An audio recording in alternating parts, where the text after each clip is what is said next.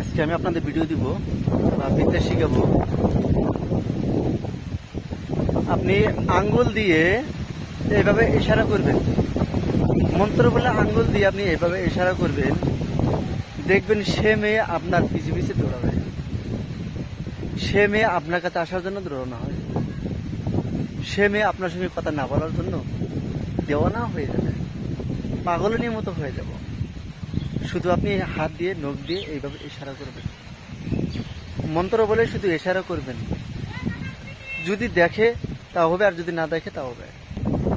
আমি এই বিদ্যাখানা আমি আপনাদেরকে দিলাম, খুব মনোযোগ সহকারে দেখবেন এবং শুনবেন, আর কাজ করার জন্য চেষ্টা করবেন, যাতে কাজ মিস না হয় আর বিফলে না হয়।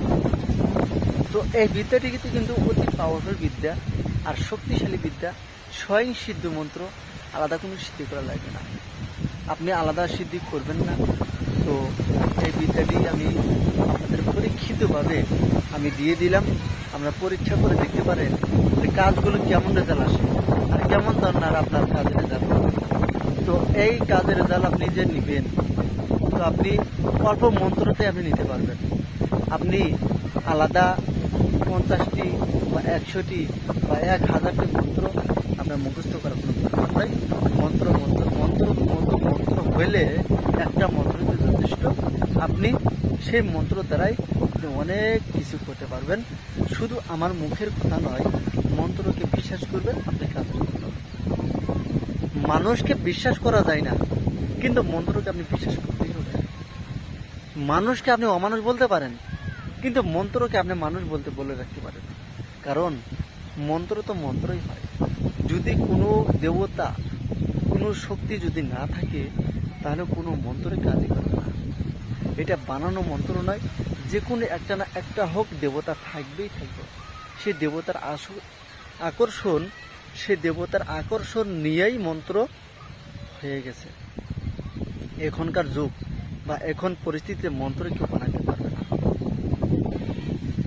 তো সেই কারণে আপনারা জিজ্ঞাসা করবেন, মনকে আপনি বলবেন যে মন্ত্র কেন কাজ করে না।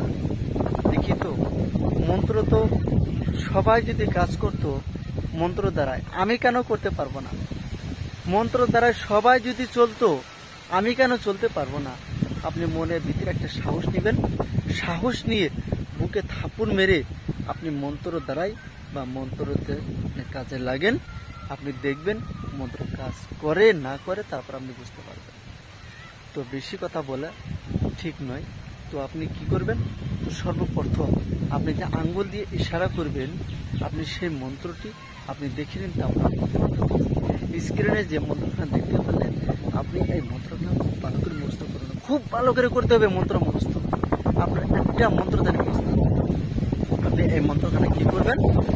আপনি শনিবার বা মঙ্গলবারের দিন আপনি যে কোনো আসনে বসে 5 রকমের ফল বা 3 রকমের ফল নিয়ে বসে আপনি এই মন্ত্রখানা 108 বার আপনার ভিতরে নিয়ে আপনি আপনার ঠাকুর আসনে বসে বা মুসলমান মিলে আপনি নামাজ পড়ে তারপর আপনি পূর্ব দিকে মুখ করে বসে তারপর আপনি জপে নেবেন। আর হিন্দু বাইরে হলে আপনি পুজো করা শেষ হয়ে গেলে তারপরে ওই ঠাকুর আসনে আপনি বসবেন, বসে তারপর আপনি মন্ত্র আপনি 108 বার জপ করবেন। মন্ত্র 108 বার জপ করবেন, আপনার শরীর লোম আপনার দাঁড়িয়ে যাবে। তখন বলবেন যে হ্যাঁ, আসলে শক্তি এসে গেছে। মন্ত্র তো আসলে শক্তিশালী, কিন্তু তারপরে মন্ত্র শক্তিশালী এসে যাব, আপনি নিজে বুঝতে পারবেন। তো আপনি করবেন কিভাবে? আপনার 108 বার হয়ে গেল, শনিবার দিন মন্ত্র 108 বার হয়ে গেল। তো এখানে আপনি কি করবেন? যে কোনো সময় ওই মেয়েটা কোন সময় আসবে, মেয়েটা তো কোনো টাইম নেই না, যে কোনো এক সময় আসতেই পারে। আপনি যে কোনো এক সময় আপনি যখন ওই যে মেয়েকে আপনি করবেন, সে মেয়ের দিকে তাকিয়ে আপনি একবার মন্ত্র বলবেন, আঙ্গুলের মাথায় একবার ফুঁক দিবেন।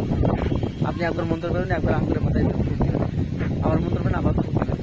তো মন্ত্র পড়বেন এক নিঃশ্বাসে পড়তে হবে আপনার মন্ত্র পড়ে তারপরে একবার ফুঁক দিয়ে 3বার ফুঁক দেওয়া 3বার হয়ে গেল।